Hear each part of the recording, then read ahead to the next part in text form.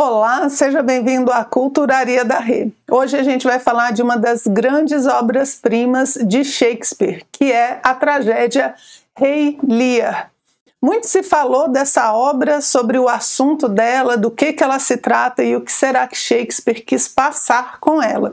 Eu vou falar da história, descrevê-la para vocês e vou dar uma possibilidade de interpretação da vida deste rei que resolve dividir seu reino entre as suas filhas. Vamos lá? Vamos conhecer um pouco dessa obra-prima da literatura mundial? Faça esse vídeo chegar a mais pessoas no YouTube. Deixe seu joinha, se inscreva no canal e ative o sininho. Toda semana tem vídeo novo por aqui. Agora, vamos para o nosso conteúdo. Olá! Nesse vídeo a gente vai conhecer um pouco da obra Rei Lear. É uma das grandes obras de Shakespeare, uma das grandes tragédias, né? Muito analisada, muito interpretada, né? E eu confesso para vocês que eu fiz a obra, né? Fiz com um grupo de alunos, li, a gente passou bastante tempo falando dela, lendo os trechos, e na hora de gravar eu quase desisti. E por que eu quase desisto? Porque é uma obra com muitos personagens, é uma obra com um enredo intricado, assim, onde um personagem vai meio que... ele vai piorando durante a obra, sabe? Ele começa mais ou menos mal, aí vai ficando mais mal e vai fazendo mais maldade. E essas histórias se entrelaçam. E eu, na hora de montar, né, esse vídeo, depois você vai dizer para mim se deu certo ou não, eu tentei simplificar para conseguir passar a ideia geral. Então essa, mais do que, né, as outras obras que a gente tem, realmente ela precisa ser lida, porque se eu for colocar tudo aqui num vídeo curto, vai ficar muito confuso. O que eu fiz? Dentro da história você tem dois grandes eixos, né? Que é a história do Rei Lear e a história do Conde. Elas são muito similares, o que vai acontecendo com um também acontece com o outro. Então eu preferi pegar só a do Rei Lear e as suas filhas. Não misturei a história delas, né, como é na obra, com essa outra história paralela que a gente tem no livro. Tá bom? Então eu peguei uma parte bem curtinha para tentar fazer um vídeo enxuto para vocês terem uma ideia do que a obra fala. Trouxe trechos para que vocês aos poucos, né, comecem a perder o medo e ver que dá para entender Shakespeare e que dá para ir lá ler a obra, né, sem precisar ficar só nas interpretações de terceiros. É sempre bom, gente, ver uma obra. Hoje em dia, como tem muito material sobre as obras clássicas, sobre os livros, sobre as coisas, a gente tende a não ir mais no original, e isso não é bom. Isso não é bom. Por quê? Porque vocês ouvirem Rei Lear por mim é a minha visão. Se você for ver um vídeo de outra pessoa, ela vai dar uma outra visão relacionada com a experiência dela, com a visão de mundo dela. Então, você precisa, em determinado momento, ter a sua própria opinião sobre aquela obra. Você precisa ver o que você acha do que eu disse, do que os outros falam, e tecer a sua própria visão daquilo que está sendo comentado. Então, aconselho muito, não só em literatura, mas em todo tipo de obra, procurar sempre as fontes, tá? Nada substitui as fontes e o seu olhar. Tendo dito isto, então, vamos lá. Vamos falar da obra Rei Lear, de Shakespeare. Eu coloquei aqui os personagens principais, mas para mostrar para vocês que é muita gente. E eu vou trabalhar mais com o Lear, né, que é o rei da Bretanha, e as suas filhas, e o rei da França, né, que casa ali com Cordélia. Então a gente vai trabalhar mais esses primeiros personagens. Os outros, eu não vou entrar com eles aqui no nosso vídeo para não complicar muito. O dia que a gente for fazer um vídeo de umas 3 horas, aí a gente põe todo mundo junto, ok? Bora lá. Então, o Rei Lear é o rei da Bretanha, isso é importante a gente ter em mente, e ele tem 3 filhas, Goneril, Regana e Cordélia. Chega um determinado momento, o rei já está com uma certa idade e ele resolve se aposentar. Sabe aquele negócio assim, ó, deu aqui, posso me aposentar, já dei uma levantada aqui nos anos de trabalho, carteira assinada, foi lá no INSS, falou, vou me aposentar. E agora eu vou passar o meu reino para as minhas filhas. Eu vou dividir o reino da Bretanha entre as minhas 3 filhas. E qual era a ideia dele? A gente fica sabendo depois. Que ele vai dividir o reino e que ele vai passar uma temporada na casa de cada filha. Né? Ele não vai ficar largado na vida. Ele vai ficar visitando as filhas em grandes temporadas e ali vai deixar as filhas cuidando do reino. Ele mesmo não vai precisar se preocupar mais. E quando ele vai fazer essa divisão do reino, ele pede que as filhas falem sobre o sentimento delas em relação a ele, em relação ao pai, né, ao rei Lear. Então ele pede que elas demonstrem o seu amor. E aí o que acontece, gente? Foi um tiro no pé, Por quê? A Goneril, que é a mais velha, e a Regane, que é a do meio, né? Ali tem os maridos delas, elas fazem uma declaração assim, bem puxa-saco, super puxa-saco. Meu pai, eu sou casada, mas você é o máximo, ninguém vai superar você. Eu vou amar você eternamente, acima de qualquer coisa. Porque elas estavam, né, gente? Estavam de olho ali no reino. Então elas começaram a puxar o saco do pai, dizendo que amava, as duas, né? Amavam o pai mais do que todo mundo, inclusive seus maridos. E a Cordélia é a mais nova e ela ainda não é casada. Ela está sendo cortejada pelo rei da França e pelo duque da Borgonha, certo? Ela está ali pensando com quem que ela casa e tal. E quando chega a hora dela falar, ela fala assim, meu pai, eu acho que não vai ser muito assim não, eu penso um pouco diferente. Olha só o que ela fala. Porque minhas irmãs têm marido, se pretendem conceder-vos todo o amor que possuem. Felizmente, quando me casar, o esposo cuja mão receberá meu juramento, levará metade de meu amor, metade de meus cuidados e de meu dever. Sem dúvida, jamais me casarei como minhas irmãs, para amar meu pai acima de tudo. Aí vem aquela, né? Aí você vai me dizer se você concorda com a Cordélia ou se você não concorda. O que ela está falando? Que quando ela for montar a família dela, né, com o marido, seja o da França ou da Borgonha, vai precisar do carinho dela, da atenção dela, e ela vai ter que amar essa nova família. Então, o marido que ela vai receber, ela vai ter uma dívida de amor com ele. Então, não dá para todo o amor dela ir para o pai. Ela vai precisar fazer isso que ela falou, né? Metade do meu amor, metade dos meus cuidados e do meu dever. Porque os deveres agora não são só com o pai, né? É com o marido, é com a família dela também. Veja que ela não está dizendo que ela vai abandonar o pai, tá? Eu sei que muita gente pensa isso quando lê, mas não é, ela não está dizendo que vai abandonar. Ela está dizendo que no momento seguinte da vida dela é uma outra etapa. E ela vai ser não só filha, mas ela também vai ser mãe, vai ser esposa. E que aí ela vai ter que fazer esse arranjo sentimental, digamos assim. E aí o rei não gostou, não. Rei Lear não gostou. A gente já nota que o rei Lear, ele é meio vaidoso, né, gente? Assim, porque falar, olha, eu vou dar o reino para vocês, agora vocês dizem o quanto que vocês me amam. Dá para notar que o ego do cidadão está um pouquinho fora do parâmetro. E quando a Cordélia diz que ela não vai amá-lo acima de tudo e tal, que ela vai levar o esposo dela, né, a essa condição, o rei Lear não gosta. O que ele fala para ela? Tua sinceridade será então teu dote. Porque ela fala, eu estou sendo sincera, as outras estão puxando o saco, né? Ela fala, você está sendo sincera? Super sincera aí? Então isso vai ser o teu dote para o seu marido. Por quê? Porque eu vou te deserdar. Você não vai ficar com nada, você não vai ficar com a sua parte do reino. Olha o que ele fala na obra. Aqui é parte da obra mesmo, tá, gente?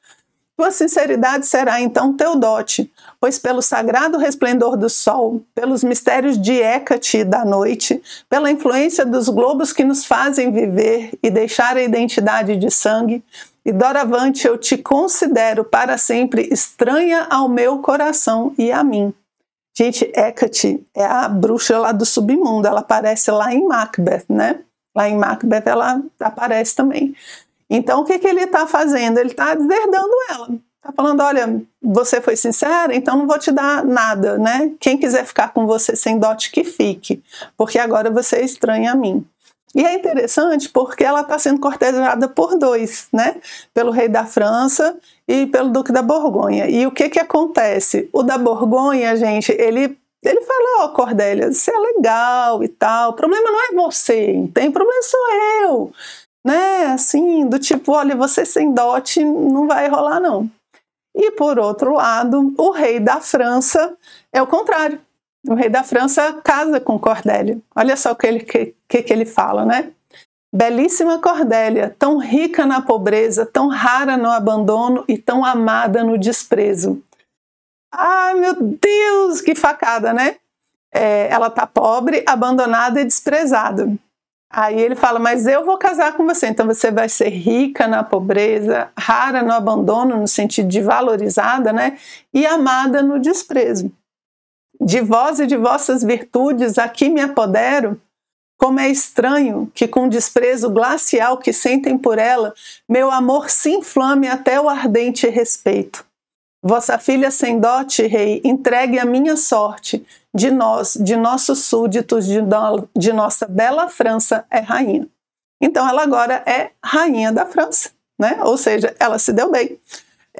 Vai com o seu marido, como ela falou que seria, e a vida ali de Rei Lear continua com as suas duas filhas, que dizem, eu amo Papi acima de qualquer coisa. Papi é o máximo, não foi isso que elas disseram? E o Rei Lear acreditou. Por quê, gente? Porque a vaidade, ela cega a gente, né? Ela não deixa a gente perceber o que está acontecendo. Inclusive, a gente precisa sempre tomar cuidado, né? Tem um vídeo aqui no canal falando justamente como é que você vai distinguir o amigo do bajulador, certo? E ele aqui pensou errado, né? Ele preferiu as filhas bajuladoras do que a filha sincera. Aí o que acontece? Ele vai fazer aquele tour que eu falei para vocês, né? Que ele ia passar uma parte do ano, né? Uma temporada na casa de cada filha. Eram 3, agora são 2. Então ele vai lá na Goneril, que é a primeira a receber o pai.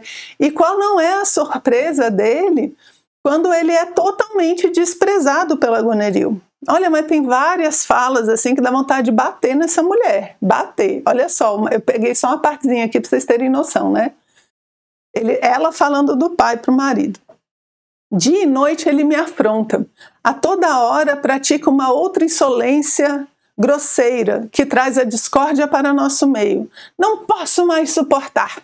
Seus cavaleiros se tornam turbulentos e ele mesmo nos repreende por qualquer ninharia. Finge tu e teus companheiros a negligência descuidada e o que quiserdes. Se ele não gostar, que vá para a casa da minha irmã. Não nos deixaremos governar, velho inútil. Vou agora escrever a minha irmã para que haja da mesma maneira que eu. Gente, olha só, elas puxaram o saco. Agora que o pai vai lá e precisa ser cuidado por elas, o que elas fazem? Rejeitam o pai. O que ela diz? Olha, ela reclama do pai, diz que ele é grosseiro, que os cavaleiros, né, que é a comitiva que um rei normalmente tem, né, que são seus cavaleiros ali, a comitiva real que vai junto, ela reclama deles, que eles estão fazendo algazarra na casa, ou seja, ela exagera, reclama de tudo, né, e pede para o marido fingir negligência. Não atenda os pedidos dele, as necessidades dele, deixa esse velho inútil lá. Se ele não gostar, ele que vai embora. Gente, olha o nível de maldade, certo? Então, ela puxou o saco lá no início, recebeu o reino e agora ela está se desfazendo do pai, ok? E vai dizer para a irmã fazer a mesma coisa. E o Rei Lear fica irado. Se ele já ficou irado com a Cordélia, que falou de forma sincera e nem falou mal dele, falou simplesmente que ia ter que dividir o amor e a vida dela com a família dela. Se lá ele já ficou com raiva, imagina dessa aqui, gente. Olha só o que o Rei Lear fala. E aqui, gente, Shakespeare, quando ele quer ser mal, ele é mal. Quando ele quer ser romântico, ele é. Quando ele quer ser chulo, ele consegue. É impressionante a capacidade que Shakespeare tem de navegar entre todos esses sentimentos humanos, todas essas angústias humanas e colocar ali na obra. Isso aqui é maravilhoso. Quando ele vai descrevendo, a gente sente, né, essa dor. Olha só o que o Lear fala para a filha. Para a filha não, né? Ele está meio que fazendo uma maldição para a filha. Escuta, natureza, escuta. Cara deusa, ouve-me. Suspende teus desígnios. Se pretendias tornar fecunda essa criatura em suas entranhas, coloca a esterilidade, disseca-lhe os órgãos de procriação e que seu corpo degradado jamais nasça um filho que a honre. Se for preciso que ela conceba, engendra-lhe um filho de fel, que possa viver e ser para ela um tormento perverso e desnaturado. Que todos os seus cuidados maternos sejam devolvidos em escárnio e menosprezos. Agora o grande finale. Que sinta como é mais agudo do que o dente de uma serpente ter um filho ingrato. Não, gente, fala a verdade, vocês não estão sentindo a raiva dele aí? E olha só que coisa pesada, né? Que ela não tenha filho, que ela disseca-lhe os órgãos de procriação, para que jamais nasça um filho que a honre. Ele está querendo que ela passe pelo que ele passou, o que também não é muito bom, né, gente? Porque você ficar alimentando as raivas aí dá um monte de problema. Mas dentro da reação ali do perfil de quem é o Lear, né, faz todo sentido essa colocação. E ela é dura, ele é mau, ele tem essa raiva, esse ódio agora da filha. Eu pus um trecho aqui para vocês sentirem essa dor, né, do rei Lear. Uma dor que, perceba, ele mesmo está gerando para ele, ok? Então ele fala ali com a primeira filha, né, joga, descasca e joga todas aquelas coisas e depois ele vai na outra filha. E quando ele chega na Regane, não é diferente, tanto que as duas, né, estavam ali juntas. Ela fala a mesma coisa, age de um jeito muito parecido, diz respeito ao pai, e o que elas começam a fazer? A tirar o séquito dele. O séquito, os cavaleiros que acompanham ele, é como ainda um status, ainda é um poder que ele tem, e que elas agora vão começar a dilapidar. Então olha só a história, olha o papo, né, que a Regane chega para ele. Por que tendes necessidade de 25, 10 ou 5 para acompanhar-vos, numa casa onde um pessoal 2 vezes maior do que o vosso está às ordens para servir-vos? Do tipo assim, olha, tem a gente aqui, né? Abre mão do seu séquito. E elas perguntam, para que tens necessidade de um que seja? Então, o que elas estão fazendo aqui nessa parte? Elas estão tirando o poder dele. É isso que a gente vai percebendo, elas vão tirando o poder, aqui simbolizado justamente pelo séquito, pelos cavaleiros que acompanham ele. Do séquito todo do rei Lear, quem que sobra? O bobo da corte. Gente, o bobo é um personagem que Shakespeare usa em várias obras. E a característica do bobo é dizer a verdade. O bobo não tem papas na língua, por isso que ele se passa de bobo. É como se fosse assim, ele é bobo, mas nem tanto. Ele é bobo, mas ele é esperto. E eu tirei uns trechinhos aqui que estão espalhados na obra das conversas que o rei Lear tem com o bobo. E aí uma hora o rei fala assim, tu me chamas de bobo, rapaz? Tipo assim, eu sou o rei, o bobo aqui é você. E ele responde, abandonaste todos os teus outros títulos, mas esse nasceste com ele. Transformaste tuas filhas em tua mãe, no dia em que lhes deste teu cetro e baixaste teus próprios calções. Então olha só o que ele fala, você não é mais rei, não é mais conde, não é mais um monte de coisa, mas bobo, meu amigo, esse daí você sempre foi. Até porque o rei Lear não consegue ver a verdade, ele não conseguiu ver, né, que as filhas estavam manipulando ele e acabou deserdando a única que foi sincera, que era confiável. E olha só, ele fala aqui, transformaste tuas filhas em tua mãe. Por quê? Porque ele queria ser cuidado pelas filhas. Então ele fala assim, não, eu vou dar o reino, cada uma fica com uma partezinha, e o que eu faço depois? Vou viver de férias, né? Vou visitá-las e elas vão cuidar de mim e cuidar dos negócios da família. E o bobo está falando, não era esse seu papel. Seu papel era ter cuidado delas, né? Ter ficado no reino. E ele fala, e aí o rei Lear reclama, né? Ele fala, olha, então me encontre um professor que ensine teu bobo a mentir, porque eu só consigo falar a verdade, o que eu vejo. E aí tem uma hora que ele fala assim para o rei, né? Se fosses meu bobo, tio, mandaria dar-te uma surra, porque ficaste velho antes do tempo. Só deverias envelhecer depois que criasse juízo.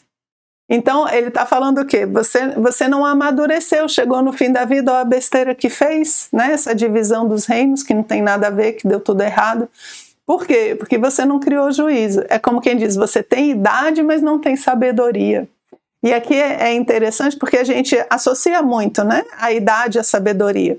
É claro que existe uma razão, porque uma pessoa com mais idade, a gente quando tem uma certa idade, tem mais chance de ter tido experiências para crescer. A gente tem mais chance de ter crescido, mas não quer dizer que a gente aproveitou essa chance. E o que ele está dizendo? O rei Lear não aproveitou, ele não amadureceu. Ele envelheceu antes do tempo. Então ele tem idade, mas não tem sabedoria. Por isso que está trocando os pés pelas mãos. E não vamos cometer este erro, né? O primeiro erro de associar a idade necessariamente à sabedoria e de não achar que a gente vai ficar sábio porque vai ficar velho. A gente vai ficar sábio se a gente aproveitar as coisas, as oportunidades que a vida nos dá para crescer. Caso contrário, a gente vai ficar que nem o rei Lear, né? A gente vai envelhecer sem ter criado juízo. As partes do bobo são ótimas, gente. E no final, então, fica só ele, né? Fica o rei Lear com o bobo. E aí o rei Lear começa a notar que ele não está aguentando essa pressão. Ele não esperava que isso tudo fosse acontecer, né? Então tem uma hora que ele fala, tenho todo motivo para chorar, mas este coração se esfacelará em 100.000 pedaços antes que eu chore. Assim, eu não vou dar o braço a torcer, eu não vou me entregar. E aí ele começa a notar, ô bobo, eu vou ficar louco. E realmente é o que vai acontecendo, né? Ele vai enlouquecendo com essa situação, vai perdendo a noção, né, das coisas, da realidade. E a única pessoa que está ali do lado dele quando ele enlouquece é justamente o bobo, né? A sua grande corte foi resumida ao bobo. Aí existe uma divisão da peça, né? Até aqui a peça está indo para um lado, ou seja, está mostrando essa raiva, essas traições, a verdadeira natureza das filhas, o rei Lear ficando louco, e aí tem uma grande tempestade e eles vão para uma choupana, para um lugar. E ali acontecem várias coisas, os personagens das duas histórias, né, que eu comentei, histórias paralelas, eles se encontram, né? Não vou entrar nos detalhes aqui para a gente continuar analisando só a parte ali do rei Lear e das suas filhas. Eu gostei dessa frase aqui. Aqui está uma noite que não tem pena dos homens sábios nem dos bobos. E é interessante porque a natureza é assim, né? Ela não tem pena de ninguém. Ela simplesmente e gera os fatos que precisam acontecer na nossa vida, independente de ser sábio ou de ser bobo. Aí a Cordélia, né, ela vai ser avisada do que está acontecendo com o pai. Ela vai ser avisada das irmãs, da forma com que as irmãs trataram o pai, do pai que está ficando louco, né, e que só tem o bobo da corte. Então ela toma contato com toda essa realidade que aconteceu depois que ela foi deserdada e foi para a França. E a Cordélia, gente, ela é cordata, né? Ela é uma pessoa boa, pura, ela não tem rancor do pai. E eu achei bonita essa parte aqui onde Shakespeare descreve a dor dela quando ela descobre o que o pai está passando, porque não é o que ela queria que acontecesse, né? Então olha só que bonita descrição. A paciência e a aflição lutavam para ver qual delas a representaria mais. Já viste céu e chuva ao mesmo tempo? Sacudiu a água benta de seus olhos celestiais, que são as lágrimas, né? Umedecidas pelas exclamações, partindo então para lutar sozinha contra a própria dor. Muito bonito, né? Onde a gente sente essa aflição dela, o que ela pode fazer, como é que ela vai ajudar o pai, né? Então aqui uma parte belíssima de Shakespeare mostrando, descrevendo esse sentimento da Cordélia quando descobre que o pai está enlouquecido e totalmente deserdado e abandonado. Cordélia continua sofrendo ali pelo pai, né? Aí ela fala pro o rei, né, para o seu marido. Acabam de encontrá-lo tão louco como o mar agitado, cantando em altas vozes. Procurai no campo coberto de altas espigas e trazei-o à nossa presença. Que pode a sabedoria humana para reestabelecer a razão que ele perdeu. Olha só que bonita essa comparação, né? Louco como um mar agitado, né? Assim que ele se sente por dentro, agitado, desesperado com todas as coisas ali que aconteceram. Essas são as coisas que tornam a leitura profunda, né? A escrita bonita, poética de fato, né? Cordélia então pede, né, que os soldados encontrem o pai dela. E ela fala muito dessa preocupação que ela tá, da injustiça que o pai sofreu, e eles falam, né, para o rei: tendes uma filha que redime a natureza da infâmia que as outras duas fizeram cair sobre ela. Por quê? Porque ela não ficou com raiva, né? Ela continuava amando o pai, ela ajudou o pai quando todas as outras duas, né, denegriram, enfim, fizeram aquelas coisas horrorosas com o próprio pai. Só que agora ele já está meio louco, né? E ele meio que não reconhece a Cordélia, não sabe onde está, né? E o sofrimento dela quando pergunta: meu pai, você me reconhece? E ela percebe então que o pai já não está no seu juízo perfeito. Aí agora a gente precisa resolver a questão do reino, né? O pai está ali com a Cordélia, já foi acolhido, agora precisa resolver a questão do reino. O que acontece? A Cordélia é casada com o rei da França, né? A gente lembra que ela casou com ele lá no início da história.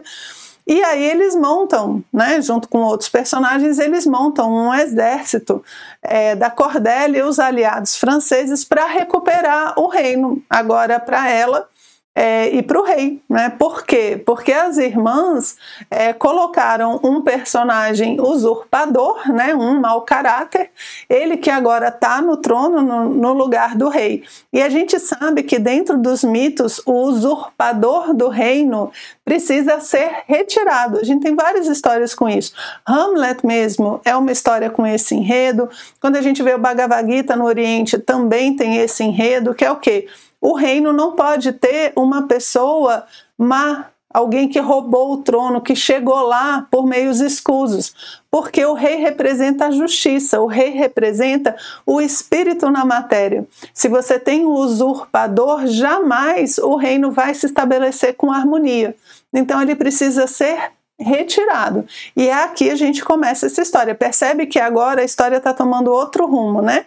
O primeiro era o rumo do rei Lear com as suas filhas e toda aquela maldade e indiferença das filhas. E agora a gente está passando para a questão do reino, de resolver o reino a partir daquela hora da tempestade, ok? Só que não dá certo. Lembrem-se que é uma tragédia, né? Então os aliados, eles perdem a batalha e esse usurpador condena o rei e Cordélia à morte. Não deu muito certo a história, né? Aí o rei Lear fala para ela, para Cordélia, né?